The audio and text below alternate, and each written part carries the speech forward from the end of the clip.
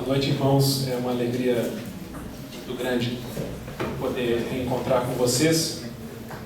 Eu gostaria de ler com os irmãos o versículo aqui em João, capítulo 12, para a gente começar a nossa reflexão.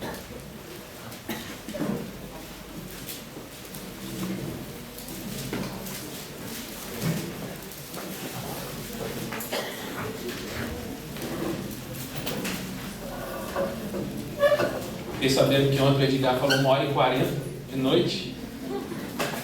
Me deu confiança. Me encheu de incentivo. Mas não pretendo uma horinha aqui com os irmãos já. Que o Senhor nos dê da sua palavra. João capítulo 12, versículo 20. Você toma cuidado, eu deixei cair no celular. Agora na Semana Santa eu fui para Salvador, deixei cair o celular do púlpito, que era dessa altura mais ou menos. Perdi um visor de telefone na hora, e era o meu relógio. Estou usando o celular para ver as horas, já não uso mais relógio de pulso. Mas vamos lá, João 12, versículo 20. Ora, entre os que subiram para adorar durante a festa, havia alguns gregos. Estes, pois, se dirigiram a Filipe, que era de Betsaida da Galileia, e lhe rogaram: Senhor, queremos ver a Jesus. Queremos ver a Jesus. Eu sou de uma família de 4 irmãos, sou caçula, de uma família de 4 irmãos. Eu tenho um irmão que é 12 anos mais velho que eu, o outro é 8 anos mais velho que eu tenho uma irmã. Aí minha irmã é meio carta branca, né? A gente tinha um relacionamento tão próximo, ela é menina, eu sou menino. Ela é 3 anos mais velha que eu. E veio eu, a rapa do tacho. E aí, se for igual a qualquer família com caçula, o caçula ama seus irmãos mais velhos, né? Imita eles. Tem que ser bem mais velho, né, gente? Não é tão pouco, não. Irmão de idade próxima é inimigo. No caso, o meu relacionamento com meus irmãos era quase relacionamento de tio com sobrinho. Vocês imaginam, eu tenho um irmão que é 12 anos mais velho que eu. Então, o nosso relacionamento era um relacionamento quase de tio e sobrinho. Mas o meu irmão do meio, nós tivemos uma oportunidade muito especial na minha vida de conviver muito.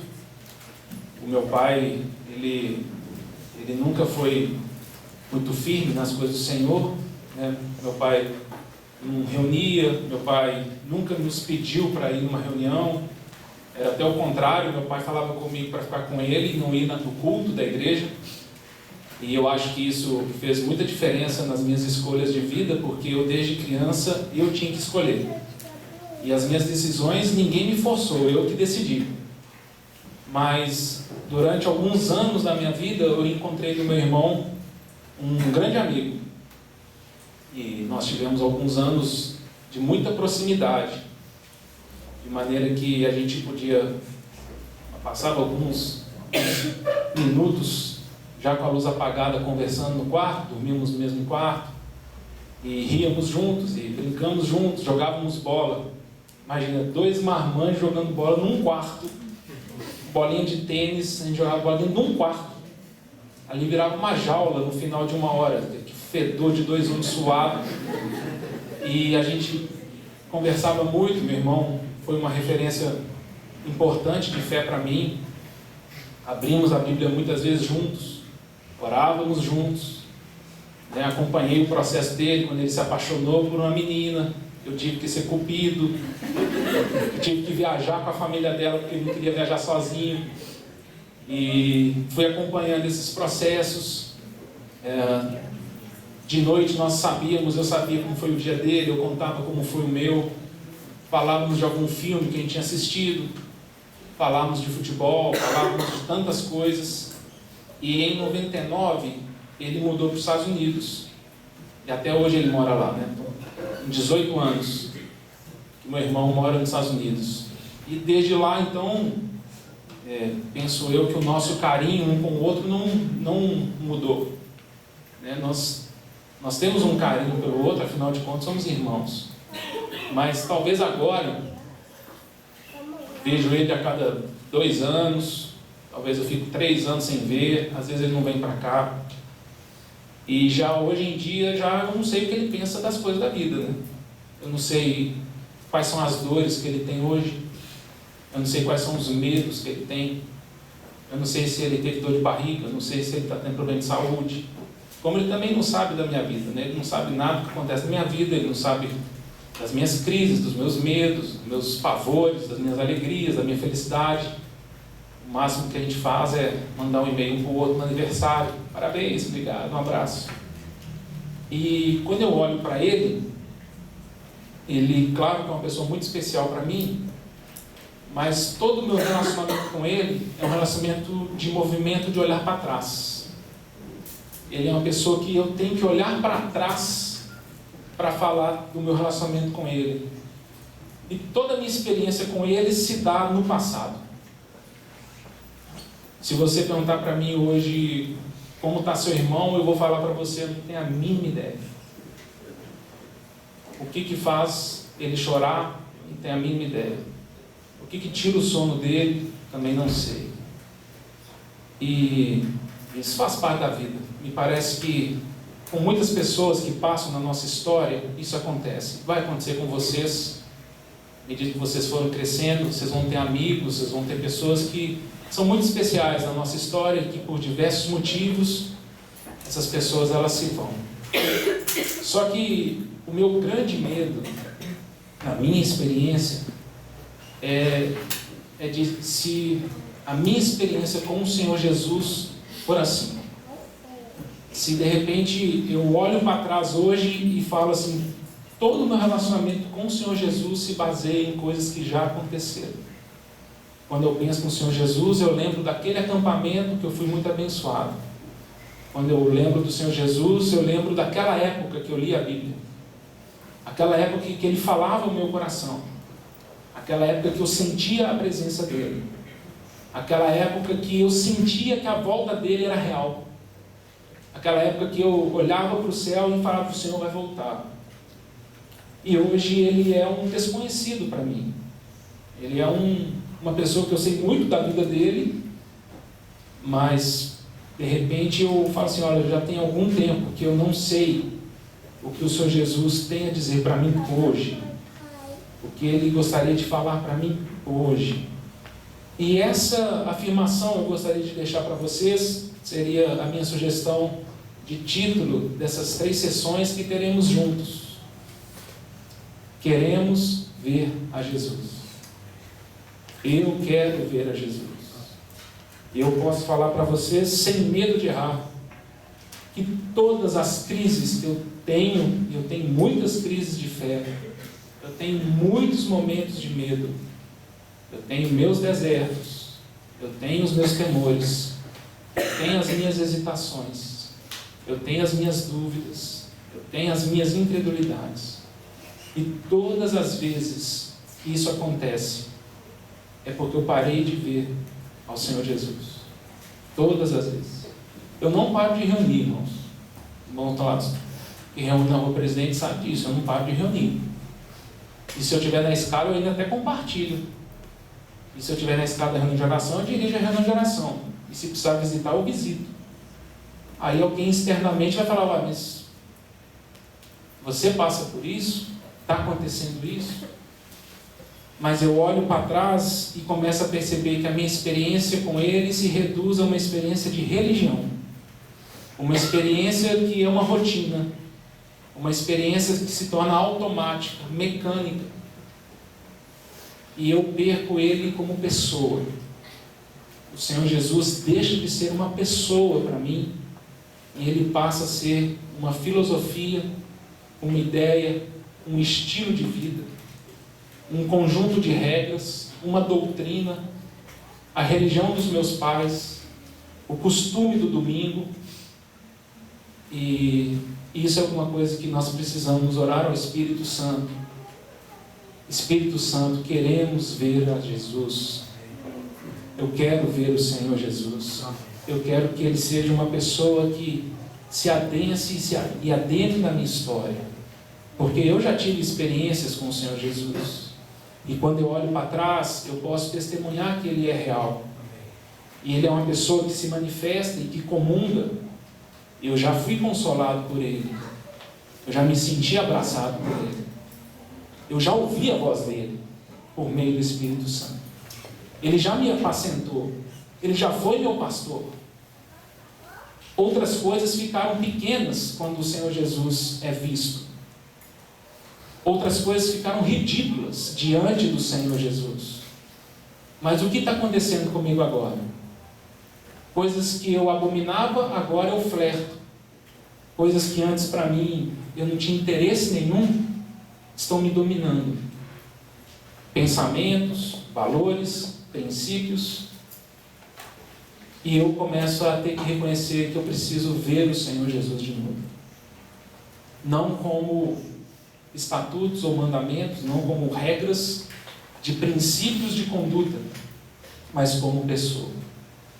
E essa seria a observação que eu faria para vocês considerarem.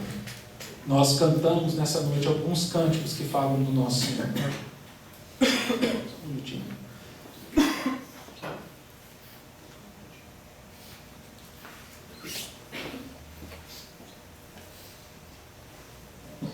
Eu perguntaria para você: você quer ver o Senhor Jesus? Quem é a pessoa que mais você gostaria de conhecer nessa terra? Quem é a pessoa que mais você deveria investir tempo em conhecer nessa terra? Então nós precisamos fazer algumas separações muito importantes, porque com o tempo às vezes nós confundimos quem é o Senhor Jesus. E nós achamos que o Senhor Jesus é quase uma entidade mitológica. Nós esquecemos que Ele é uma pessoa que tem vontade, que tem coração, que tem pensamentos. O Senhor Jesus não é um ídolo. O Senhor Jesus não é um ser mitológico. Ele não é o Capitão América, o Homem de Ferro, onde alguém estuda ou faz uma história e a gente sabe que não passa dali. E aí nós vamos estudar o Senhor dos Anéis, vamos estudar sei lá o quê, e nós vamos tentar entender como funciona a mitologia. E às vezes a gente confunde, achando que o Senhor Jesus é como uma mitologia. A gente acha que o Senhor Jesus é igual o Capitão América. Não, o Capitão América gosta de... não sei o que ele gosta. Homem-Aranha. O Homem-Aranha gosta de comer pizza, é de Nova York. Ele gosta da Mary Jane, e ele vai na faculdade, e ele é cientista. Aí a gente acha, não, o Senhor Jesus também. O Senhor Jesus, ele andou na terra, ele não tem nada a ver. Nós não podemos misturar as coisas. Não podemos misturar o Senhor Jesus com nenhuma outra pessoa que andou nessa terra, porque todos eles já morreram. O Senhor Jesus, como cantamos, está vivo. O Senhor Jesus, Ele é uma pessoa que olha para você e para mim com pensamentos, com vontades. Ele não é um ser neutro, ou uma marionete na nossa mão, ou um ser fraco de temperamento. O Senhor Jesus não é uma pessoa sem opinião, em cima do muro. O Senhor Jesus é uma pessoa que tem opiniões, e tem vontades, e tem desejos. Mas muito mais do que isso, como nós já temos lido, estudado, e é o princípio da nossa fé, o Senhor Jesus, Ele é o Criador desse planeta. Ele é o dono, por direito desse planeta. E a Bíblia vai dizer que não é só desse planeta, mas é de todo o universo. Ele é aquele que todas as coisas foram criadas por intermédio dele, por meio dele, para ele. Tudo que existe no universo, Deus Pai deu para o Filho. Tudo que existe, todo ser que respira, deveria se prostrar diante do Senhor Jesus. E quando lemos em Apocalipse 5, a apoteose do Cordeiro, quando o Senhor, na cruz do Calvário, Ele vence todas as coisas, nós vemos essa descrição do apóstolo João, ele falando, olha, o que eu estou vendo é o seguinte: toda criatura nos céus, toda criatura na terra, toda criatura debaixo da terra, todo ser vivo, os anciãos de dias, os seres viventes, todos se prostraram diante do Senhor Jesus e adoraram a Ele. E eu gosto muito de como um escritor chamado Brennan Manning termina um livro chamado Assinatura de Jesus, porque ele faz essa ligação com Romanos 8, quando fala que toda a criação hoje ela está nesse cativeiro por causa do pecado do homem, e a criação aguarda a revelação da liberdade dos filhos de Deus, para que ela também seja livre desse cativeiro. E aí, Brennan Manning, ele vai tecer isso. Ele vai falar, na minha opinião, hoje, toda criatura, toda a criação, o seu cachorrinho, se você pudesse ouvir o que ele fala, ele falaria, vem Senhor Jesus. Toda a natureza, toda a criação fala, vem Senhor Jesus. Ele é o dono desse planeta, ele mudará completamente a história desse planeta em breve. E todo ser que respira, ele reconhece que o Senhor Jesus, ele tem o direito de governar sobre todas as coisas. E eu te pergunto, quem você quer ver? Quem é a pessoa importante para você? Para você conhecer, para você estudar, para você se debruçar? Quem é a pessoa que deveria merecer a sua dedicação intelectual, emocional, espiritual? Quem é a pessoa que você deveria falar assim, olha, a opinião mais importante para mim é dessa pessoa. Não me importa a opinião dos outros, eu quero saber o que essa pessoa pensa a respeito das coisas. Quem você acha aqui? E quando nós pensamos no Senhor Jesus e pensamos em João, na expressão dele, é tão bonita, não é? João ali, tenta imaginar, João já escrevendo as suas cartas, no final do primeiro século, já bem idoso. João, ele, movido pelo Espírito Santo, ele traz uma nova perspectiva e um escrito sobre o Senhor Jesus diferente do que todos os outros já foram escritos. Quando João escreve suas cartas, Pedro, Paulo já estavam mortos há 20 anos. E quando João vai escrever, e nós sabemos pelos evangelhos que João, de todos esses homens que andaram na terra, ele foi o mais próximo do Senhor Jesus. Como que ele começa a sua primeira carta? O que era desde o princípio, o que temos ouvido, o que temos visto com os nossos próprios olhos, o que nossas mãos apalparam com respeito ao verbo da vida. Leitores, tomem atenção. Tomem atenção o que eu estou dizendo. A vida se manifestou entre nós. O próprio Deus desceu a essa terra e se manifestou entre nós. E esse é o testemunho que nós vos anunciamos. Que a vida se manifestou entre os homens. E aí o Evangelho de João, também tão conhecido por nós, no princípio era o verbo estava com Deus, e o verbo era Deus. Todas as coisas foram feitas por intermédio dele, nada do que foi feito sem ele se fez.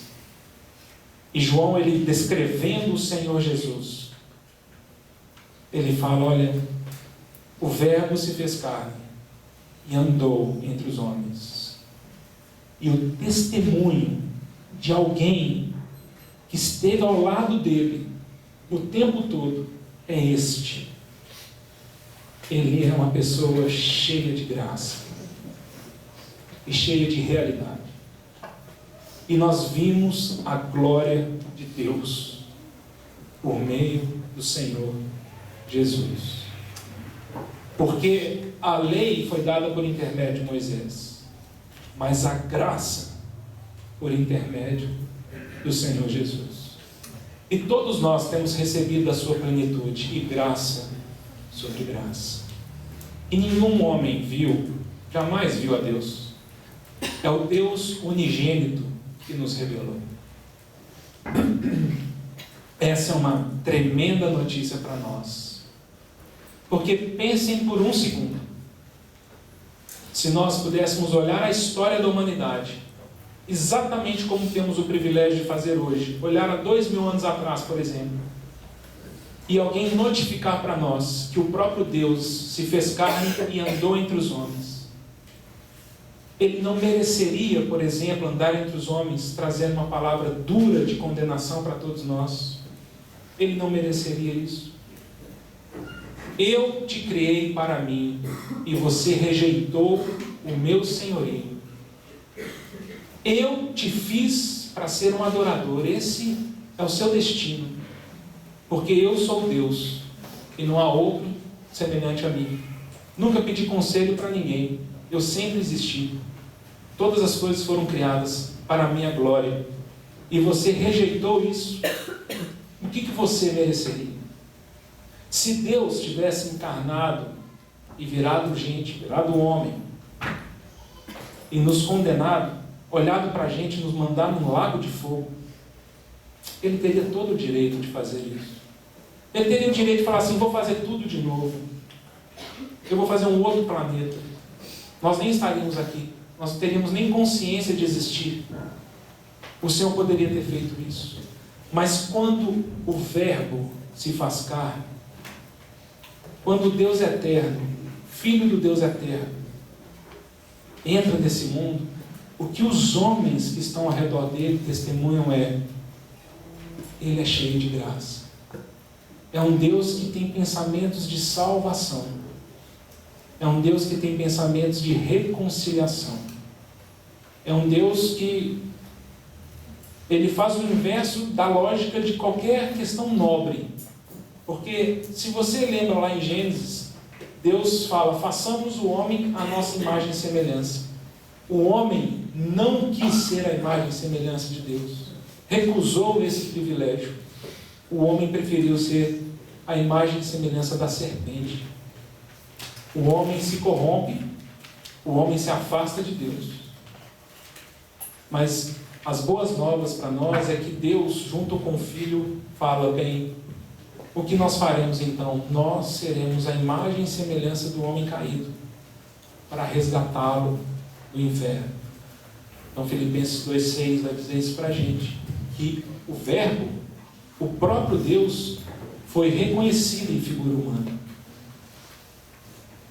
Irmãos, essa é a história. É a história que deve estar fincada no nosso coração. Não há outra.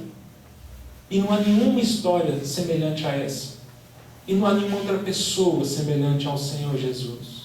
E isso precisa ser uma âncora da nossa fé. O Senhor Jesus e a salvação do Messias deve ser algo que deve ser pauta obrigatória das nossas reflexões e meditações, porque isso será saúde para a nossa vida. Lembrar de quem é o Senhor Jesus. E só estamos dando boas notícias. Estamos dizendo que é um Deus e Ele nos criou e Ele é cheio de graça. E nós estamos dizendo que esse Deus cheio de graça deseja se revelar e ter comunhão com você. E aí eu te pergunto: você quer ver o Senhor Jesus? É Ele que você quer ver? Porque se o Senhor Jesus ficar orbitando ao redor de outros interesses, nós não veremos como Ele o é. E Ele não será o que Ele deve ser. Ele pode ser uma religião, Ele pode ser bons pensamentos, como nós brincamos outras vezes, Ele pode ser o gênio da lâmpada, né? Ô Senhor, eu não sei essa questão aqui de química, vem, me ajuda, Senhor, me dá uma chance aqui, dá uma luz. Mas a gente não faz isso às vezes, a gente passa a semana toda afastado do Senhor. Assim, pato sem pivete? Belo Horizonte tem pivete. Aí aparece um pivete andando na nossa direção e assim: não deu tempo de tirar o relógio da pulseira aqui, não deu. O Senhor Jesus, me salva, bota seu anjo, me dá, porque eu fico invisível. Aí a pessoa passa, assim, beleza. Pode voltar lá para a lâmpada, Senhor. Não preciso de ti mais. Na hora que eu precisar do Senhor, eu esfrego, o Senhor aparece. E o nosso relacionamento com Ele não é um relacionamento de pessoa. Ele é um relacionamento de entidade. Eu não conheço macumba, eu não conheço centro de macumba, terreiro, mas eu acho que alguma coisa deve acontecer assim em terreiro, né? O cara vai lá, leva oferenda, fala, o que é? Fala, não, vou fazer uma oferenda aqui pro 7 Tranca, pro 7 Ruas, pro quem for. O que ele quer? Ele quer 3 pipocas, um frango, uma farofa, aí você entrega ali, fuma um charuto. O que eu vou ganhar em troca? Você quer o quê? A mulher amada? Você quer a pessoa que foi embora? Você quer que eu desbloqueie o emprego? Mas às vezes nós fazemos isso com o Senhor. Não, eu vou dizimar, eu vou ir no monte, eu vou fazer um jejumzinho. Quem sabe eu consigo alcançar alguma bênção dele. Mas não é isso que as Escrituras falam. As Escrituras falam que o Senhor Jesus já é cheio de graça. E Ele deseja comungar conosco. E Ele fala, mas, aí, por favor, eu não preciso da sua pipoca, não preciso da sua farofa, não preciso do seu frango, eu não preciso dos 10% do seu salário, não preciso disso. Você não queira ter um relacionamento comigo de trocas, de barganhas. Isso aí você vai ter com outros. Comigo não funciona assim. Porque se funcionar assim, o Senhor Jesus, Ele entra na mesma gaveta de todos os outros falsos deuses. E o Senhor Jesus é incomparável, inigualável. E a proposta de relacionamento dele não tem nada a ver com qualquer outra experiência entre um homem e um Deus, entre aspas, nessa terra. Por isso que dizem que quando C.S. Lewis chegou num seminário, alguma coisa ali, eles estavam discutindo as diferenças entre cristianismo e outras religiões, entre aspas. Ele falou, muito fácil responder. É só no cristianismo que tudo é pela graça. Não há mais nenhuma outra experiência com seres mais poderosos que não é pela graça. É só no cristianismo que você vai em qualquer outra proposta de religião ou experiência religiosa, se exige trocas. Faça isso para você receber isso. Faça isso, se você fizer isso, você vai ter isso, aquilo, outro. E em todas as experiências, esses deuses exigem oferendas.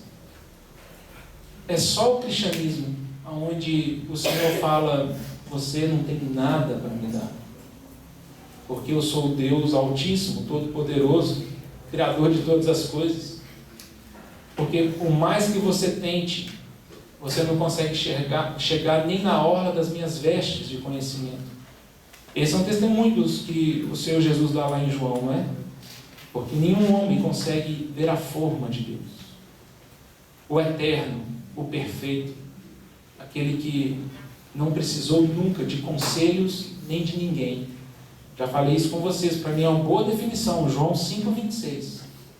Quando o Senhor Jesus fala, porque assim como no Pai existe vida nele mesmo, assim também no Filho. Aprove ao Pai dar nele uma vida onde ele existe e autoexiste nele mesmo. Eu acho que essa é uma boa definição de Deus. É um ser que não precisa de nada nem de ninguém para existir. E nós sabemos pela teologia que só tem 3 nesse universo: o Pai, o Filho e o Espírito Santo. Não há mais nenhuma criatura nesse universo que tem essa capacidade de falar, eu sou Deus, eu autoexisto, não preciso de nada nem de ninguém para existir. Você gostaria de ver o Senhor Jesus, o Deus que se fez carne? Ou você está preferindo ter outras referências de falsos deuses, de falsos senhores, incompletos nas suas propostas, oferecem coisas de curto prazo, de satisfação na hora, mas que não te darão vida eterna, não te darão paz, não te darão sentido de viver. Então você gostaria de ver a Jesus como esses gregos aqui? Queremos ver a Jesus. Porque existe uma outra questão no Senhor Jesus. Ah, Daniel. Hã? Ah. Café, sono. Falei, dá uma cajadada depois, hein? Daniel bate ponto. Toda reunião ele dá uma saidinha. Irmãos, uma outra coisa que a gente também fica sempre na dúvida, vocês talvez já tenham essas questões, eu já desencalhei disso. Uma das grandes soluções para a nossa fé cristã é não tentar responder tudo. A gente tenta responder tudo, aí a nossa mente dá umas embrulhadas, a gente fica confuso algumas vezes, e tem coisa que nós não sabemos responder. Então a gente tem alguns livros apologéticos, a gente tem aqueles livros para fazer a defesa da fé. Eu tenho uns 3 ou 4 lá em casa que nunca nem abri para ler. Deus mandou matar, por que é o Deus do Velho Testamento? E porque as Escrituras vão dizer que Deus ele se manifestou e falou e se revelou de muitas formas. Vai lá, Dani.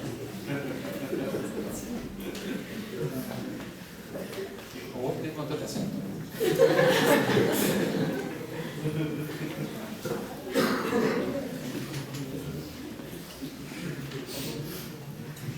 Esse Deus do Velho Testamento, né, existe até essa brincadeira, né, que alguma pessoa fica, cuidado, hein? Se você estiver pecando aí, Deus vai virar Deus do Velho Testamento.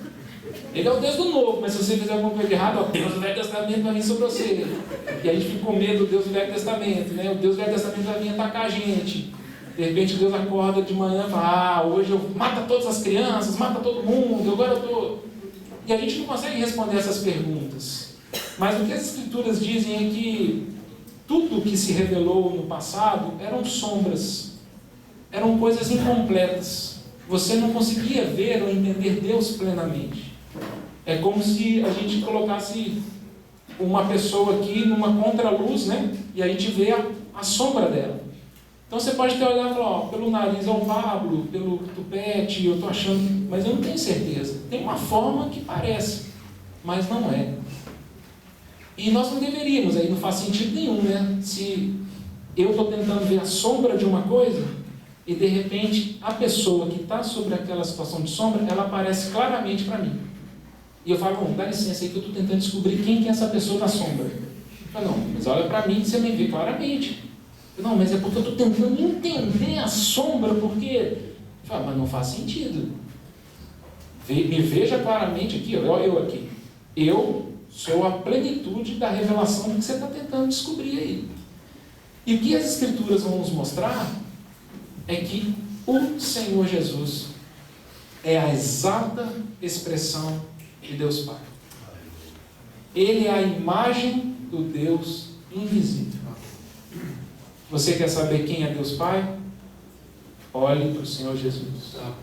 Ele é a exata expressão de Deus. Então, se alguém vai perguntar do Deus que mandou matar lá no Velho Testamento, fala, essa eu não sei responder não. Mas eu sei que esse Deus, ele estava em Cristo, reconciliando consigo o mundo na cruz do Calvário, pagando um preço para salvar a humanidade. Porque Deus falou aos pais e aos profetas de muitas maneiras, mas hoje ele fala pelo Filho. Você quer entender Deus, você precisa ver o Senhor Jesus. Porque nós vamos tentar compreender quem é Deus e nós vamos passar muito aperto. Porque homem nenhum viu Deus face a face.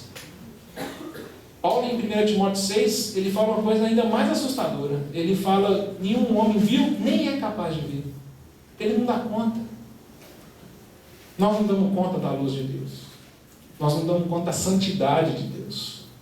É por isso que Ezequiel, Apocalipse, vai nos dizer de seres que ficam na presença de Deus 24 horas por dia, 7 dias da semana, dizendo santo, santo, santo. Mas com 2 das suas asas, eles tampam seus olhos. Senhor Deus, eu quero te ver. Ele vai falar, então olhe para o meu filho. Você quer me ver? Olhe para o meu filho. Entenda como se manifesta o meu caráter e como se manifestam meus propósitos eternos. Precisamos ver o Senhor Jesus para ver o Pai. Precisamos ver o Senhor Jesus para compreender quem é Deus. Então nós temos que parar de olhar para as sombras e olhar para aquele que é a revelação absoluta de Deus.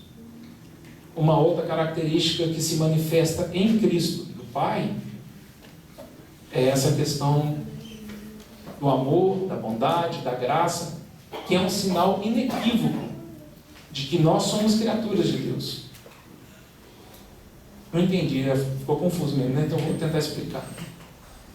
Esse é até um dos argumentos que C.S. Lewis diz que C.S. Lewis, por exemplo, era um ateu e ele converte justamente fazendo esse pensamento e tirando essa conclusão. E essa conclusão foi escrita num livro do C.S. Lewis chamado Cristianismo Puro e Simples, onde um grande cientista americano, diretor do projeto Genoma, um dos caras mais top ali dos Estados Unidos, chamado Francis Collins, também ateu, ao ler se converte. E ele depois escreve um livro muito interessante, chamado A Linguagem de Deus. Mas o que gerou um embaraço e deu um laço nas questões de incredulidade de C.S. Lewis e de, por exemplo, do Francis Collins? Alô? Aí uma tomada, não sei se... É a questão da ideia de que a nossa consciência é o umbigo da alma. Vocês já ouviram essa expressão? A ideia de nós termos um umbigo, todos nós temos um umbigo, é porque vai nos falar que nós viemos de uma outra pessoa. Certo? Todos nós estivemos dentro da barriga de uma outra pessoa, estávamos ligados a uma outra pessoa, e durante alguns meses da nossa vida nós fomos sustentados por esse cordão que trazia alimento e trazia sustento para mim. Caiu, foi isso aqui, Fábio. Tem alguma coisa dele? E olha que interessante, o irmão diz que a consciência que você e eu temos, e a noção que nós temos do que é certo e errado, ela é o umbigo da nossa alma junto a Deus. O que significa isso? Significa que, e aí os ateus eles não conseguem desenvolver um raciocínio lógico em cima disso, é que se nós viéssemos de uma evolução, se o homem não está ligado a um ser criador que fez todos nós com um DNA e com um tipo de caráter que ele gostaria, então na evolução poderia ter aqui dezenas de tipos de humanidade. Mas não é isso que acontece conosco na humanidade. Toda a humanidade, quando mente, ela faz uma agressão ao seu corpo. É por isso que existe a máquina lá de mentira, né? Detectar mentira, não é? Porque quando você mente, a pupila dilata, o coração dispara. Olha que interessante, tem coisas que você faz que você, na sua natureza, sabe que não está certo. Mas de onde tirou isso? Por quê? Porque na evolução do homem, a gente não poderia chegar num momento em que amor, perdão, bondade, essas coisas elas poderiam ser abolidas. Então vem essa observação, é que não tem como, porque todos nós fomos feitos à imagem e semelhança de Deus. Criaturas feitas por um Deus de amor, que fez a humanidade para experimentar isso. E é por isso que, mesmo que eu e você rejeitemos essas coisas e lutemos contra isso, isso sempre será uma agressão. Aquilo que de natureza faz parte de nós. É por isso que todos nós, quando vemos um filme de violência, por exemplo, filme de terror, você vê um filme lá, do Rambo, você vê um filme lá de todo mundo massa, beleza, né? Massa, achei legal o filme, achei... Mas quando você vê uns filmes que tem perdão, que tem... Né, os filmes da Disney são bons para isso, né? A Disney vai preparando o filme para você chorar no final. Então, eu até, deve ter um mês atrás mais ou menos, eu trabalho a 3 quarteirões de um cinema. E aí, meus colegas de trabalho, vamos ver Guardiões da Galáxia, o 2, né, que está no cinema. Aí nós vamos ver, sem spoiler, não vou contar, né? Fui ver o filme. Pô, lá no final do filme, fiquei com vontade de chorar. Pô, se eu chorar aqui, vem um Guardiões da Galáxia com 3 barbudos do meu lado aqui, perco o crédito inteiro com eles, né? Eu segurando para não chorar ali, né? Assim. Aí no dia seguinte eu falei com os colegas, falei, nossa, ontem eu segurando para não chorar, para não passar vergonha com vocês. Aí um falou, tudo bem, eu chorei. Mas por que a gente chora? Por que a gente tem um negócio dentro da gente que faz assim quando a gente vê perdão? Quando a gente vê bichinho, percebe isso? Fidelidade do cachorro, a fidelidade do bichinho de estimação. Por que dá um negócio na gente quando a gente vê criança, neném, criança nova, que demonstra um amor incondicional pelos seus pais, independente do que eles fazem? Por que esses negócios, naqueles videozinhos de Facebook, que é igual armadilha também, você está lá no trabalho, assim, não, um vídeo. Eita. E aí você começa a olhar para os lados. Mas por que essas coisas nos tocam? Por que essas coisas. Irmãos, porque nós somos criados por um Deus de amor. E quando essas coisas nos tocam, essas coisas nos lembram e ecoam coisas eternas e valores eternos dentro de nós. Até o incrédulo, até aquele que se diz ateu, dá um negócio dentro da gente, fala, eita, mas que negócio é esse? Por que eu estou sentindo isso? É porque nós somos feitos por um Deus que quer manifestar sua graça através de nós. Você quer ver Jesus? Eu quero ver Jesus. Eu preciso ver o Senhor Jesus. Porque, irmãos, isso para mim tem sido uma libertação nos anos, e eu sei que eu tenho sido repetitivo com vocês com respeito a esse ponto, mas para mim tem sido uma libertação entender que o meu relacionamento com o Senhor Jesus, ele é um relacionamento pessoal. Nós falamos da volta do Senhor Jesus, sei que o Edgar tocou nisso ontem de novo. Qual que é o ponto para nós? Então, ontem os negócios que quando eu era jovem, assim, eu gostava, era conversa na fogueira, né? Chega de noite, faz a fogueirinha, aí sempre chega a hora que a gente começa a contar caso de demônio, caso de diabo, caso de anjo. E teve um dia que meu vizinho viu um demônio pulando dentro. A gente fica lá e fica todo mundo próximo e a gente começa a falar do Senhor voltar e nós não nem dormir hoje à noite, né?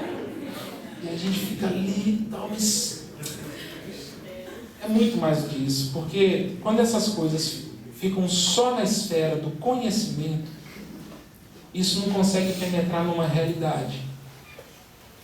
O que a Bíblia fala conosco, que eu e você podemos ter um relacionamento tão próximo com o Senhor Jesus, né? Tão próximo com o Senhor Jesus, que o exemplo que o próprio Espírito Santo dá para nós é o exemplo de um noivo e uma noiva. E é o exemplo de uma pessoa completamente apaixonada, esperando chegar o dia das bodas, o casamento, o irreversível dia em que estaremos para sempre juntos. E isso não tem nada a ver com medo, não tem nada a ver com ameaça, não tem nada a ver tudo lá em casa, aquele trovão perto, sabe aquele raio que está no lado de cada aquele trovãozão, fala, eita Senhor Jesus, deixa eu começar a lembrar os pecados meus, eu tenho que me arrepender, não volto hoje não, Senhor, dá uma chance, volta amanhã, eu vou tentar mudar, porque a nossa experiência com Ele acaba sendo uma experiência de eventos, e a volta do Senhor vira um advento. E o Senhor, Ele não tem esse interesse. Então imagina essa situação. Imagina você com a sua namorada, ou você namorada com o seu namorado, e vocês não moram na mesma cidade, e o namorado está falando que está vindo, e quando estiver chegando nós vamos casar. Faz algum sentido você, essas informações não esquentarem o seu coração, e você todos os dias, quando acorda, falar assim, será que é hoje? Será que é hoje que ele vem? Será que é hoje que vai tocar a campainha aqui de casa? E o meu noivo falar, cheguei. Fica difícil essa figura hoje com vocês, né? Na nossa época era mais fácil, nós somos mais velhos, né? Porque não existia internet, não existia WhatsApp. Hoje você tem vários mecanismos de aviso. Mas na nossa época ali, que era estourando uma carta de correio, e a gente mandava uma carta de correio, a gente esperava umas 2 semanas para ter a resposta, e a gente ficava esperando, será que é hoje? Será que está vindo? Porque quem não foi ainda vai ser, né? Vai apaixonar por alguém, e quando a gente se apaixona por alguém, os sacrifícios, eles são sacrifícios na perspectiva das outras pessoas. Para nós não tem sacrifício nenhum. Então a gente precisa caminhar, a gente precisa andar, a gente precisa fazer alguma coisa.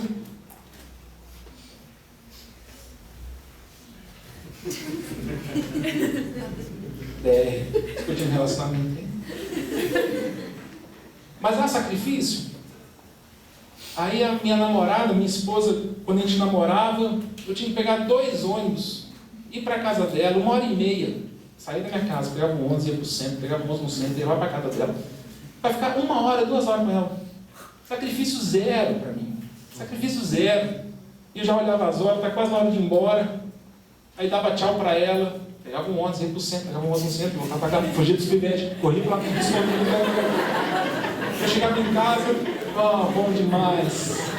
E depois da manhã é feriado, vou poder encontrar com ela de novo. Vou pegar um ônibus, vou para o centro, vou pegar um ônibus, vou para lá. Não há sacrifício. Repense seu relacionamento com o Senhor Jesus. Porque quando Paulo escreve Filipenses 3, e ele fala, eu perdi todas as coisas. Abri mão de tudo que eu tinha. Por amor a Deus. Não foi obrigado, não foi assim, eita, para ter a vida eterna então eu não vou poder fazer essas coisas, né? Também não dá para ter tudo. Então não vou poder ser igual aos incrédulos, né? Mas pelo menos eu vou para o céu. Quem dera, eu podia ir para o céu, agora sou obrigado a ir na igreja, tem que ir domingo na reunião. Mas não. Então você não está entendendo. Você não está entendendo. Porque o Senhor Jesus quer chegar no seu coração. E Ele quer ser o seu maior tesouro. Senhor, olha, quando eu vejo esse tipo de filme, esse trem me afasta de Ti, então eu não vou ver mais não. Esse tipo de amizade não tem feito bem para mim. Mas é porque eu tenho Ele e eu não abro mão dele. Porque também o Senhor, muitas vezes conosco, Ele fala, esse caminho seu é um caminho que você vai sozinho. Eu não estou nisso. Você fala, beleza, Senhor Jesus, fica aí. Eu vou, depois a gente vê o que acontece. E aí eu paro de ver o Senhor Jesus. E quando eu paro de ver o Senhor Jesus, todo o meu significado de ser humano vai se tornando incompleto. Porque Ele é a vida. E é isso que eu gostaria de compartilhar com os irmãos nessas sessões. Falar desses 7 sinais que tem no Evangelho de João a respeito do Senhor Jesus. E nós pedimos ao Espírito Santo para que a gente possa ver o Senhor Jesus um pouquinho mais.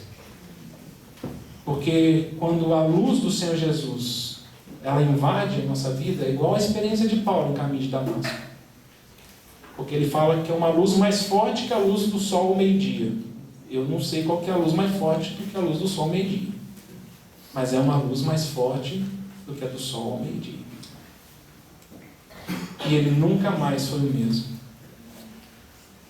E quando o Deus Criador, cheio de graça, comunga comigo, a minha vida muda. E a minha experiência com Ele é uma experiência que adentra numa realidade muito diferente. E o Maranata, ele não é técnico, ele não é teórico, mas ele é consequência de uma pessoa que é apaixonada por outro. Porque a lógica nossa é como se o Espírito Santo em nós fosse aquela amiga, aquele amigo confidencial, onde eu sento com ele e falo do meu noivo. E a gente fica falando dele o tempo todo, e você vê os olhos dele como chamas de fogo. Você viu como ele parece um varão ancião, ele é lindo, e o Senhor Jesus, ele é cheio de amor, ele é bom, como ele... E o Espírito Santo, pois é, e você já viu isso? Você viu como ele é especial? Você viu como ele te ama? Olha as chagas na sua mão. Lembra do Senhor Jesus, olha o que ele fez na cruz. Olha o que ele falou, que ele estará com você todos os dias. E o Espírito Santo, e aí a gente chega em Apocalipse 22, aonde diz, o Espírito diz, vem, e a noiva diz, vem. Vem, Senhor Jesus. Vem reinar sobre mim. Vem ser meu tudo. Vem ser o que o Senhor é, Deus. Vem encher a minha vida de significado. Vem jogar por terra os ídolos vãos. Abre os meus olhos, Senhor. Como é que pode essas desgraças aí ganharem meu coração? Como é que pode essas porcarias conquistarem a minha vida? Como é que eu prefiro ver essas coisas do que ver o Senhor Jesus? Como é que eu inclino meu ouvido para ouvir esses conselhos, a despeito dos conselhos do Senhor Jesus? Então penso eu que esse pedido aqui dos gregos é um bom pedido para nós. Nós queremos ver o Senhor Jesus, Espírito Santo. Abre os nossos olhos. Traz revelação. Porque se o Senhor me conquistar, verdadeiramente serei livre. Amém. Se eu conhecer a verdade, eu serei liberto. Amém. As mentiras do sistema, as mentiras do mundo, elas cairão diante de mim. Porque a verdade está sendo revelada. E eu não andarei enganado. E eu gostaria então...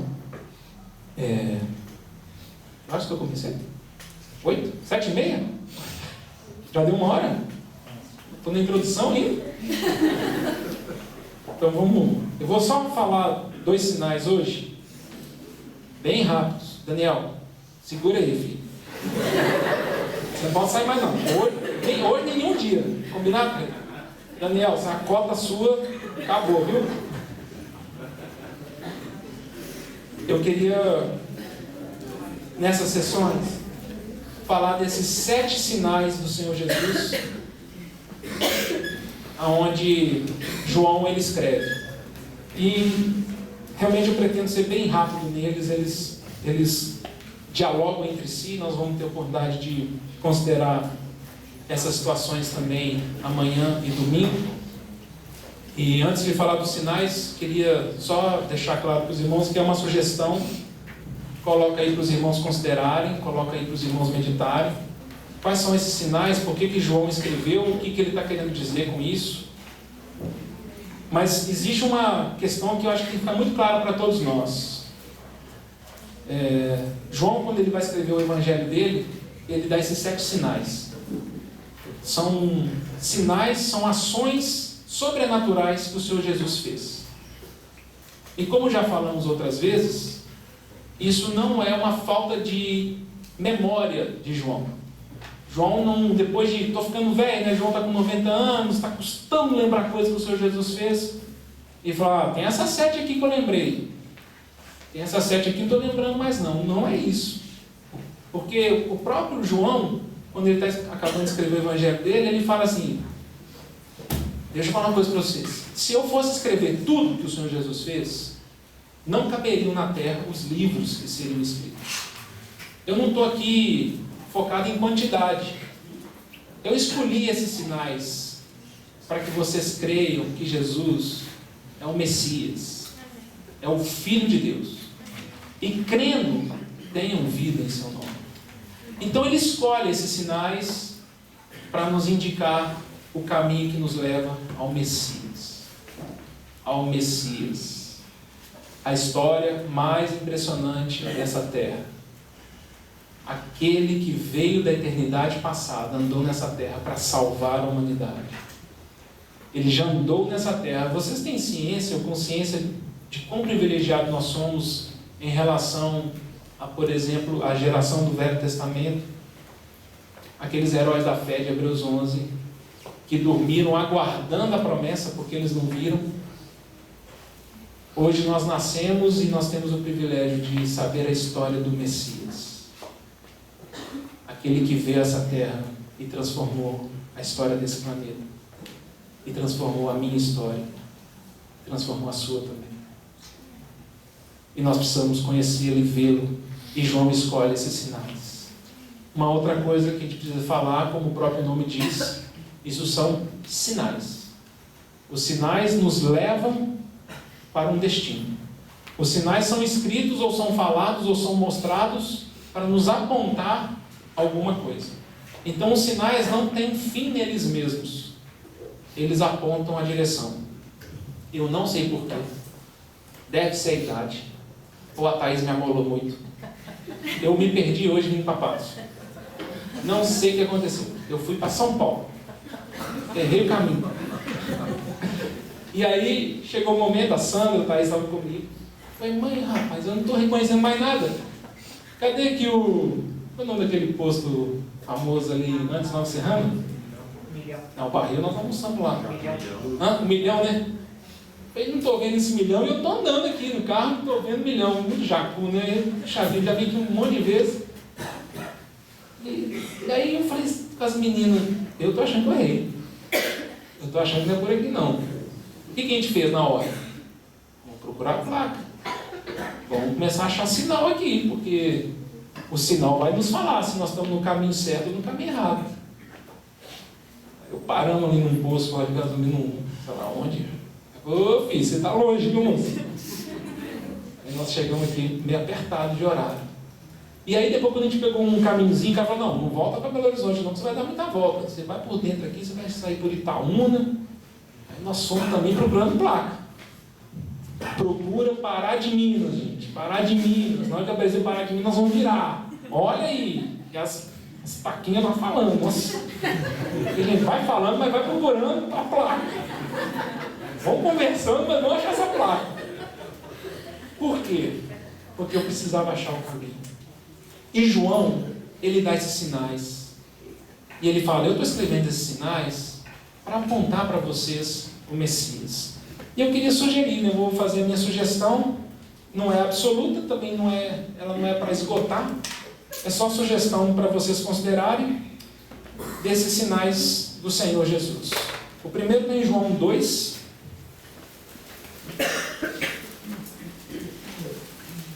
Eu estou olhando aqui, ó, esse celular chique aqui tem 46 minutos. Então, 1h15, hein, gente? Não faço disso. 15 minutos para cada sinal. Isso é um milagre, né? Isso é um milagre. Às vezes as pessoas não creem em milagre. Eu vou falar 15 minutos aqui do sinal, é um milagre. João capítulo 2, versículo 1.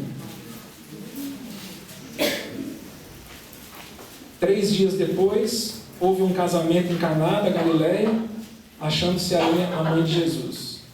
Jesus também foi convidado com os seus discípulos para o casamento. Tendo acabado o vinho, a mãe de Jesus lhe disse, eles não têm mais vinho. Mas Jesus lhe disse, mulher, que tenho eu contigo? Ainda não é chegada a minha hora. Então ela falou aos serventes, fazei tudo o que ele vos disser. Fazei tudo o que ele vos disser. Estavam ali seus 6 talhas de pedra que os judeus usavam para as purificações, e cada uma levava 2 ou 3 metretas.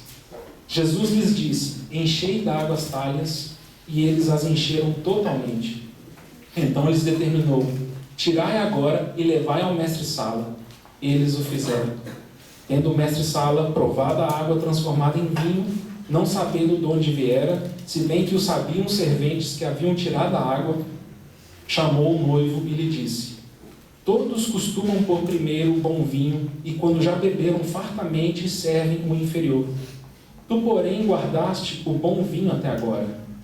Com este, deu Jesus princípio a seus sinais em Caná da Galileia.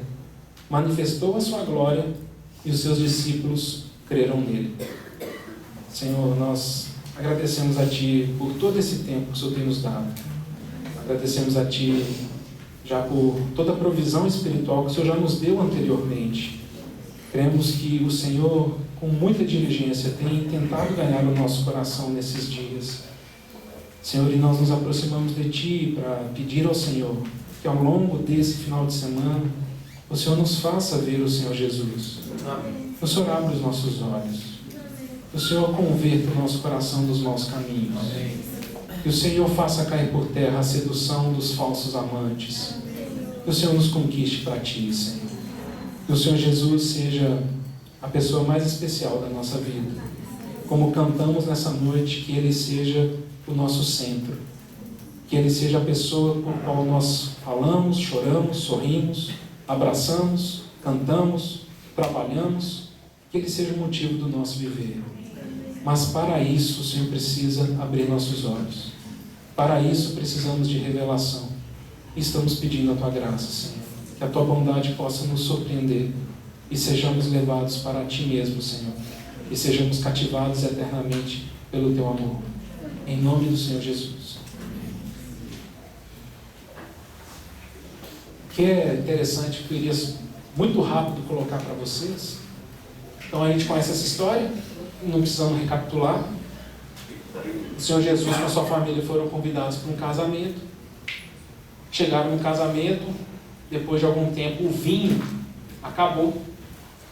E aí Maria, mãe do Senhor, ela tenta promover que o Senhor Jesus resolva esse problema. E aí tem uma expressão que eu queria já colocar para vocês. Porque sabemos que o vinho nas Escrituras ele é a figura de alegria. Não é? O vinho no Velho e no Novo Testamento, ele sempre está acompanhado de um sentimento de satisfação, de um sentimento de contentamento, alegria. E aqui nós chegamos numa situação em que o vinho acaba, e aí eles falam: Messias, precisamos que o Senhor nos ajude nisso. E é interessante que o Senhor, e talvez isso passe um pouco desapercebido por nós, Ele não dá o vinho. Toma, qual que é o problema? É vinho? Então virou vinho. Ele, antes disso, Ele fala: ok, vocês vão nessas pedras da purificação e vocês vão encher as talhas de água. Agora a gente talvez não saiba muito, né? Eu fui ler para entender e até me surpreendi, porque quando a gente pensa nessas talhas e nessas metretas, a gente fica achando que é quase como se fosse um PET de 2 litros, né? Que mandou encher ali. Mas aquilo eram pedras enormes, usadas para purificar utensílios e purificar as mãos dos convidados da festa. E nessas pedras poderiam caber ali quase que 800 litros d'água. E o Senhor fala assim: vocês vão encher esse negócio tudo aí, ó. Pode botar água aí nessas talhas. E é interessante porque essas talhas, como a própria palavra diz, eram tanques usados para purificar. Então, imagina, na época não tinha Copasa, né? Não existia sistema de esgoto. A pessoa não abria uma torneira e saía a água dela. Então, eles tinham esse tanque, tinha uma festa lá, 50, 100, 300 convidados. Então, eles faziam eles tinham esses tanques onde eles purificavam as coisas. Iam lavar um prato, ia lavar um copo, ia lavar a mão. E o Senhor, Ele fala para eles: vocês querem experimentar o meu vinho? Vai purificar. Vai encher aí os tanques. Bota água nesse negócio aí. E eu queria que vocês gravassem desse primeiro sinal essa expressão: fazei tudo o que Ele disser. Porque o Messias, vindo dessa terra, Ele vem para ser nosso mestre. Ele vem para ser nosso rabi. Qual que é o problema, o problemão que nós temos? É que a gente é muito sabido. E a gente relativiza as instruções do nosso Senhor, e a gente começa a falar para Ele: não é bem assim, Senhor. Eu não vou fazer bem o que o Senhor quiser, não vou fazer tudo o que o Senhor quiser. Vamos lá, tem coisas aqui que eu consigo fazer. Tem coisas aqui que eu não preciso que o Senhor me diga. Mas esse é um ponto crucial para que aquelas pessoas, Alexandre, para que aquelas pessoas pudessem experimentar o vinho do Messias. Porque aí a figura para nós é muito clara, eu acho que quase todos nós conhecemos.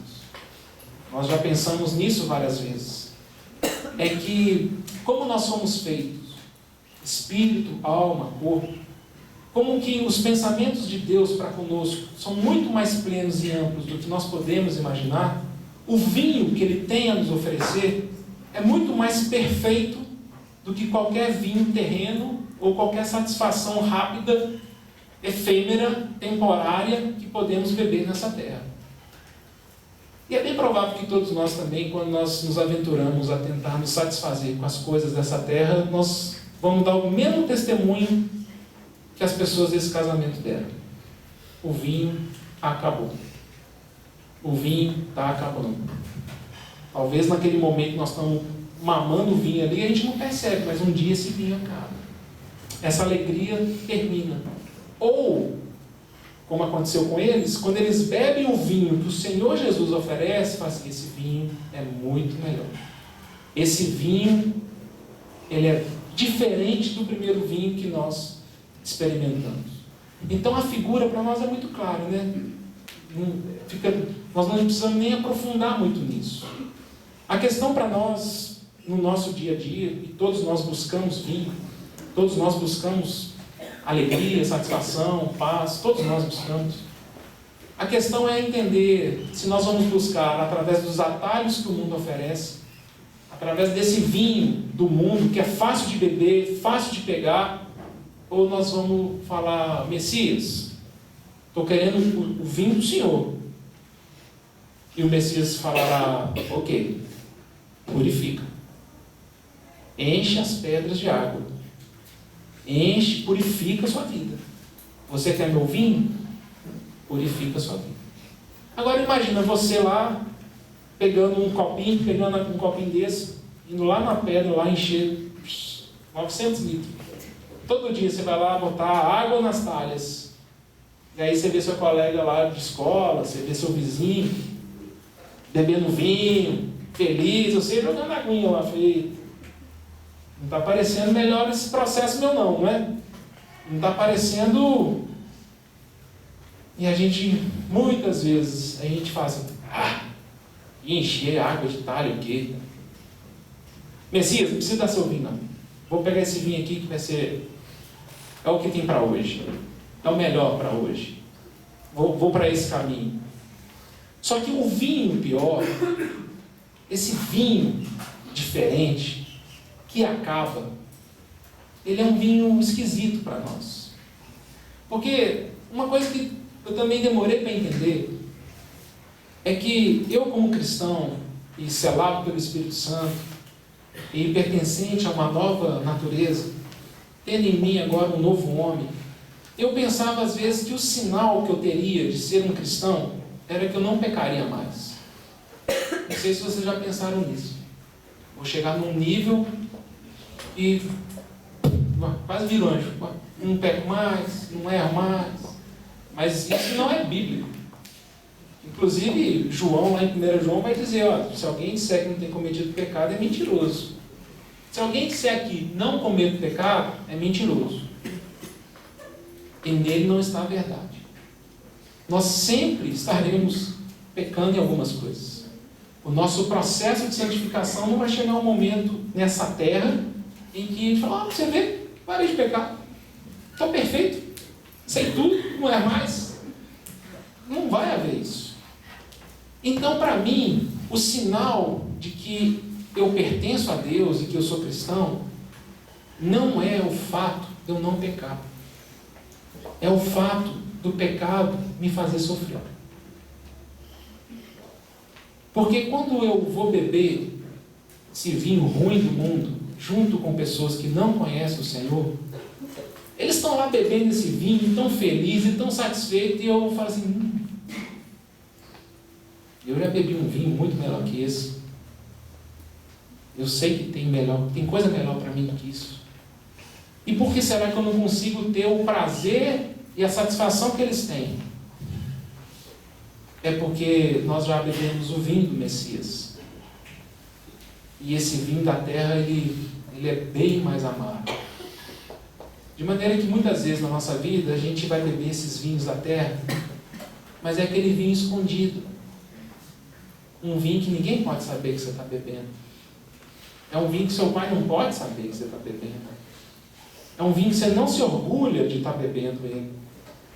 É um vinho que você bebe e fala, não conta para ninguém que eu estou bebendo isso aí, mas é a minha cachaça todo dia. Estou viciado nisso. Eu dependo disso. E alguém falaria para você, mas você conhece o Messias? Eu conheço. E o vinho que ele já te deu? Olha, quando eu bebi o vinho entregue pelo Senhor Jesus, ele é muito mais doce. Ele enche minha vida de paz. Ele me faz andar nessa terra de uma forma confiante. A minha esperança pega fogo, a minha fé se fortalece. Pô, rapaz, mas por que você não bebe o vinho do Messias? É porque eu estou com muita preguiça de fazer o que ele me manda. E me dá muita preguiça encher as talhas para me purificar.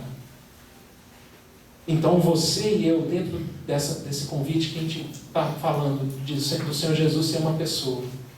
Você hoje à noite, você segunda-feira, lá na sua casa, começa a semana. Pô, Senhor Jesus, então tá. Eu estou querendo esse negócio de relacionamento com o Senhor. Eu estou querendo que a gente fique mais próximo. Ou como acontece com Laodiceia, né? Você abre a porta do seu coração para que ele possa entrar novamente. O Senhor Jesus vai falar, não tem problema, perfeito. Mas olha só, você vai ter que consertar aquele negócio lá. Sabe aquele dinheiro que você pegou da pessoa e você está devendo? Você vai ter que devolver. Aquele relacionamento seu, você sabe que você vai ter que acabar, né? Porque eu não estou nele. Aquele hábito, você vai ter que cortar. Porque faça esse exercício depois, irmão. Tenta depois, com alguma sinceridade, perceber o quanto do seu tempo o Senhor Jesus está naquelas coisas que você faz. O Senhor Jesus está lá no seu Facebook? Será que o Senhor Jesus está nas coisas que você assiste? Nos seriados que você vê? Você está vendo Game of Thrones? Oh, Senhor Jesus, está curtindo, Senhor? Bom, né? Tem jeito? Tem jeito do Senhor Jesus estar em coisas que só falam de morte, violência, impiedade, luxúria, lascívia, sexo? Tem jeito? Aí você fala assim, Senhor Jesus, mas tem jeito do Senhor me dar o seu vinho? Sem não sei conjugar o verbo, sem que eu faça o que o Senhor manda? E ela fala, não, velho. Se você quiser beber o meu vinho, você vai ter que encher as talhas de água e você vai ter que purificar. Esse é um sinal do Messias. Porque ele reserva coisas muito preciosas para aqueles que obedecem a ele. E ele prepara o melhor do seu vinho para aqueles que fazem tudo o que ele diz. Ter o Senhor como mestre, como rabi. Senhor, o que o Senhor fala sobre vocabulário? Santifica minha boca, Senhor. Tira as palavras que são inconvenientes dela. E aí nós vamos jogando água nas talhas. Senhor, o que o Senhor diz sobre sexualidade? Está na hora de eu despertar isso em mim? Está na hora de eu mexer com essas coisas? Sim, Senhor. Seja feito como o Senhor disser. E você vai jogando água na talha. Como eu devo tratar meu pai? Como eu devo tratar minha mãe? Como eu devo viver nessa terra? E sabe o que acontece, irmãos? Quando nós obedecemos o Senhor, Ele nos dá do seu vinho. Ele nos abençoa com uma realidade que é um mistério para o incrédulo. É um mistério para o cristão carnal. E nós vamos olhar para o lado e vamos olhar para as situações e nós vamos nos compadecer daqueles que têm escolhido o vinho barato dessa terra. Porque nós temos experimentado o vinho do Cristo. Um gosto que não se amarga na boca. Não, mas você está pobre, você não tem o carro do ano. Mas eu tenho o vinho do Messias. Não, mas eu sempre tenho os filhos que eu tenho. Você não casou com o cara que eu casei. Mas eu tenho o vinho do Messias. E você aproveita tudo aquilo que você acha que é base da sua alegria, porque esse vinho vai acabar. E no dia que você beber o vinho que o Senhor Jesus tem para te dar, você não vai trocar esse vinho mais por nenhuma outra coisa. E eu queria deixar esse sinal para vocês considerarem.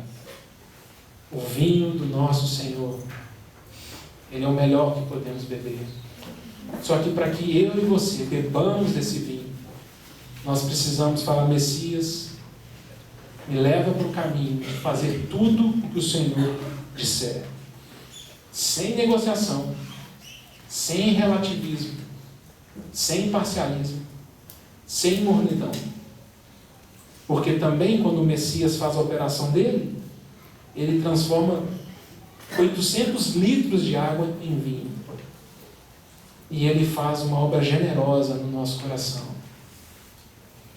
Penso eu que muitos podem dar esse testemunho. Quando eu me submeto a obedecer o Messias, quando eu me submeto a Ele, eu experimento um vinho diferente. Quando eu decido correr para os atalhos dessa vida, quando eu não tenho a paciência de encher os tanques de água e vou para o vinho fajuto do bar da esquina, eu tenho uma vida incompleta. O segundo sinal, vamos lá em João, e aí nós terminamos.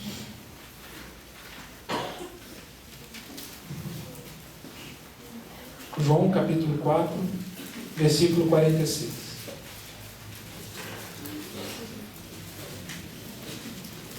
Dirigiu-se de novo a Caná da Galileia, onde da água fizera vinho. Ora, havia um oficial do rei, cujo filho estava doente em Cafarnaum. Tendo ouvido dizer que Jesus viera da Judeia para a Galileia, foi ter com ele e lhe rogou que descesse para curar seu filho, que estava à morte. Então Jesus lhe disse: se porventura não virdes sinais e prodígios, de modo nenhum crereis. Rogou-lhe o oficial: Senhor, desce, antes que meu filho morra. Vai, disse-lhe Jesus, teu filho vive. O homem creu na palavra de Jesus e partiu. Já ele descia quando os seus servos lhe vieram ao encontro, anunciando-lhe que o seu filho vivia. Então indagou deles a que hora o seu filho se sentira melhor. Informaram: ontem, à hora 7ª, a febre o deixou. Com isto reconheceu o pai ser aquela precisamente a hora em que Jesus lhe dissera: teu filho vive, e creu ele e toda a sua casa. Foi este o segundo sinal que fez Jesus depois de vir da Judeia para a Galileia. Eu não sei você, mas a ideia do nosso relacionamento com Deus ser baseado pela fé é dureza, né? E talvez seria bom se a gente, quando convertesse, um anjo descesse do céu e falasse: o esquema é o seguinte, 3 vezes na sua vida, eu vou te dar essas cartas aqui, 3 vezes na sua vida, você grita tipo Shazam, tchá, e Deus vai aparecer. Você vai poder falar com Ele. 3 vezes na sua vida. Num dia que você tem uma crise, uma escuridão, você tem um super trunfo ali. 3 é muito. Uma vez na vida já ia ser bom, né? A gente já negociava. Então, Sandra, você já usou a sua? Não? Você podia me emprestar? Porque eu não estou vendo, não estou sentindo, não estou achando nada e eu estou precisando que Deus apareça aqui. A ideia de vivermos enxergando espiritualmente as coisas, ela é difícil para nós às vezes. Porque o exercício de vida espiritual e enxergarmos as coisas espiritualmente, ele exige esforço nosso. Nós precisamos nos armar de ferramentas espirituais para que essas coisas sejam fortalecidas, sejam vigorosas na nossa experiência. A boa notícia é que aqueles que têm feito o uso dessas ferramentas, eles começam a andar nessa terra enxergando o invisível. A questão para nós é que um dia, 2 dias, uma semana, um mês que a gente não exercita nas coisas espirituais, nós naturalmente exercitamos nas coisas naturais. Nenhum de nós amanhã, quando acordar, vai precisar fazer muito esforço para enxergar as coisas que estão vendo aqui. Quando a gente senta para comer um prato de comida, nós com muita facilidade sentimos o gosto daquilo. Essas coisas que são naturais e são físicas, elas são rápidas, elas são instantâneas, elas são de sensações imediatas. Isso para nós é muito fácil de conviver do que questões espirituais. E o Senhor Deus, Ele definiu isso. E se você parar para pensar, na sabedoria de Deus, Ele está absolutamente certo. Porque como seria o contrário? Como que Deus poderia se revelar a cada um de nós fisicamente aqui? Essa é uma dura lição que o Senhor Jesus, conversando com a mulher samaritana ali em João 4, Ele fala para ela, deixa eu te falar uma coisa, Deus é Espírito. E o relacionamento que qualquer pessoa tem com Ele é em Espírito. E estou falando isso porque quando a gente vê esse segundo sinal, a gente está vendo um oficial que está se aproximando do Senhor e ele está no direito dele, exigindo que o Senhor faça uma cura do seu filho nos termos que ele poderia acreditar e nos termos que ele consegue reconhecer que o Senhor está nisso. Então a gente poderia, a gente já deve ter acontecido isso com vocês, a gente já brincou outras vezes, né, com o padre que é Pedro, né? Que é assim, você vai conversar e pregar para um incrédulo. Aí o incrédulo fala assim, não, se Deus existe, parece ele aí. Olha, aí você fica à vontade, né? Não ia ser legal se de repente esse teto abrisse, tivesse um terremoto, e eu te falei, olha quem está chegando, né? Aí a pessoa ajoelharia e eu creio, mas Deus é Espírito. Não é assim que Ele se revela. O que Ele vai falar, vamos usar a palavra ali do Velho Testamento de Jeremias, é que se você, com o seu coração buscar, você vai encontrar. Porque Deus tem todo o interesse de se revelar. Mas Ele não se revela através dos sinais e prodígios externos que eu exijo que Ele se revele. E talvez esse segundo sinal, o Messias esteja querendo te ensinar e me ensinar isso. Ele fala para mim e para você, eu sou o Messias, eu tenho todo o poder, mas eu não faço as coisas do jeito que você quer. E eu não danço a música que você toca. E eu não me submeto às regras que você estabelece. É exatamente o contrário. Eu falo e você crê. E é isso que aconteceu com esse oficial. Ô Messias, vamos lá para casa? Estou precisando de ajuda do senhor. O senhor vai lá para casa, meu filho está doente. O senhor fala, ei, esse povo aqui está procurando sinal, está procurando prodígio. Não vou para sua casa não, cara. Ô rapaz, você não está entendendo. Meu filho está muito doente. Ele está à beira da morte. Eu preciso que o senhor vá lá em casa.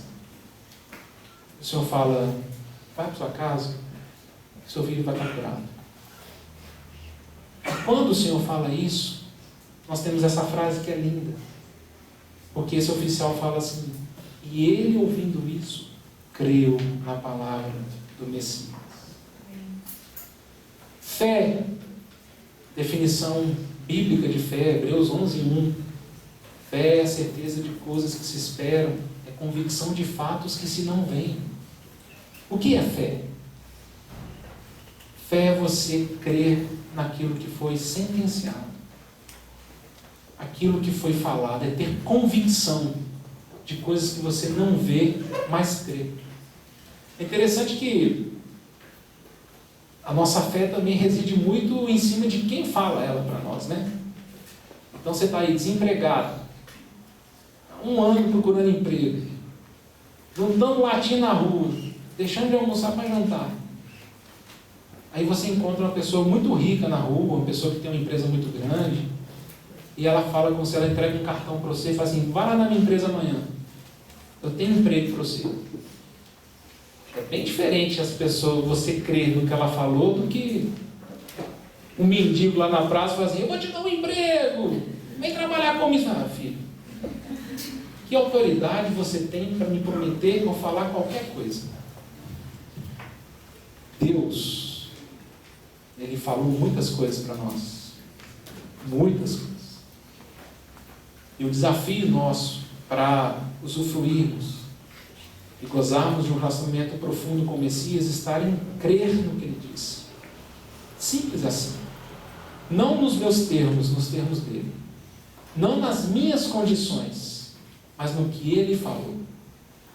Por isso que o escritor de Hebreus fala assim, que o Senhor Deus, quando Ele quis mostrar para a humanidade o seu empenho em salvar a humanidade, procurando alguma coisa para jurar, Ele fala, não tem nada maior no universo do que eu mesmo. Então eu juro por mim mesmo. Deus falou, Deus tem falado, eu vou te salvar eternamente. Você é meu para todo sempre. Você é meu tesouro. Você é minha nação santa. Você é meu sacerdócio real. Deus falou isso. Aí nós falamos, será? Porque as coisas não acontecem do jeito que eu acho que deveriam acontecer. Tá bom, Deus, se eu sou seu tesouro, por que não aconteceu isso na minha vida? E Deus fala, mas quem disse que tem que acontecer isso na sua vida? Creia nas coisas que eu digo. Não é nas coisas que o pastor prega, não é o que você vê no YouTube, não é no que seu vizinho fala. Creia no que Deus fala. A mistura da nossa fé cristã é que às vezes nós nos apegamos em coisas que Deus não falou. E a nossa decepção é essa. Oh Deus, eu tinha entendido que o Senhor ia fazer isso, mas você pode estar certo. Se eu te falei, eu farei. Porque eu não sou homem para mentir e eu não sou homem para fazer pegadinha com ninguém. Creia no que eu falo. Creia nas minhas promessas. Creia nas minhas sentenças. Creia nas minhas advertências. Isso transformará a sua experiência. Infelizmente, a nossa fé anda muito vacilante. Porque nós lemos o que Deus fala e nós não temos convicção delas. Então o Senhor fala, eu cuidarei de você. Se olha os passarinhos do céu, olha os lírios do campo, você acha que você vale quanto mais do que isso? Eu cuido de você. Aí você fala, oh, glória a Deus, aleluia, Deus cuida de mim. Aí você liga o Jornal Nacional, o PT vai fazer não sei o que, Lula, aí Deus não vai conhecer o Lula. Aí o Senhor fala, olha, mas parou de crer? Não porque, e aí, o que muda a nossa experiência com o Messias é falar, eu sei, porque Ele disse. Ele disse. Eu creio no que Ele disse. E quando eu creio no que Ele disse, há vida na minha casa. O morto ressuscita. A minha vida é transformada. Porque Ele disse. E eu creio naquele que fez a promessa. Eu creio naquele que disse isso. E é bonito também nessa história, porque aquele oficial ele volta e ele tem um cuidado de falar que horas que foi. 7ª hora. Gente, foi na hora que o Senhor Jesus disse. E fala, creu ele e toda a sua casa. Porque, irmãos, a nossa fé, ela se expressa dessa forma. Deus te fala e depois Ele prova. E não é porque Ele é mau. É porque Ele quer que você ande pela fé. Porque se você andar pelo que você sente, não é fé. Se você anda pelo que você vê, não é fé. Se você anda pelo que você deseja, não é fé. Fé é aquele momento da sua vida que está tudo escuro, você não consegue dar um passo para frente, alguém puxou seu tapete, você está sem energia, você está sem poder, você está desesperado, você não tem onde agarrar. Aí você fala, a única coisa que eu posso fazer é crer em Deus. Deus é bom. E a sua misericórdia dura para sempre. Eu não sei por que está acontecendo isso, mas eu creio em Deus. E quando isso acontece, a nossa casa experimenta a vida. Quando a gente fala, Senhor, tudo escuro, estou em trevas, mas eu creio, Senhor. Porque, como já falamos outras vezes, Romanos 8, Paulo fala, nós não sabemos como orar. 2 versículos para frente ele fala assim: mas uma coisa eu sei, que todas as coisas cooperam para o bem daqueles que amam a Deus. Eu não sei da economia, eu não sei da minha saúde, eu não sei das minhas situações, mas tem um negócio que eu sei: Deus me ama, e Ele tem pensamentos de edificação, de proteção, de restauração, de salvação para a minha vida. Deus, eu não faria essas coisas comigo, o Senhor me desculpe, eu me daria um emprego melhor, eu me daria uma outra situação, mas quando o Senhor fala, não venha com o seu formato, você vai ficar decepcionado. Creia no que eu falo e aquieta o coração. Essa é a experiência do meu justo viverá por fé, que é mencionado em Abacuque, onde Abacuque começa a sua carta batendo boca com Deus e termina a sua carta falando: Deus, eu entendi que eu não posso mais olhar para as circunstâncias, e mesmo que todas as circunstâncias digam o contrário, o Senhor é a minha alegria. Isso é fé. É você não andar pelo que você vê, é andar pelo que você sabe. E o Senhor vai provar a nossa fé.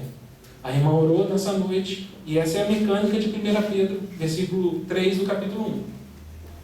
Bendito Deus e Pai de nosso Senhor Jesus Cristo, que segundo a sua muita misericórdia nos regenerou para uma viva esperança, mediante a ressurreição de Jesus Cristo dentre os mortos, para uma herança incorruptível, sem mácula, imarcessível, ou seja, que não murcha, que não muda de forma, reservada nos céus para vós outros. Agora, Pedro continua falando: embora, no presente, por breve tempo, se necessário, sejais contristados por várias provações. Mas por que somos contristados por várias provações? É porque Deus é mau? É porque Deus fala assim: você acha que vai ser assim? Tudo que eu fiz por você, sem que você dê uma sofridinha? Não, você vai dar uma sofridinha. Não é isso. É que por meio da fé, o Senhor vai nos santificando, porque nós precisamos ser transformados. Porque nós olhamos para a nossa vida e falamos para o Messias: Messias, estou morrendo. Há morte na minha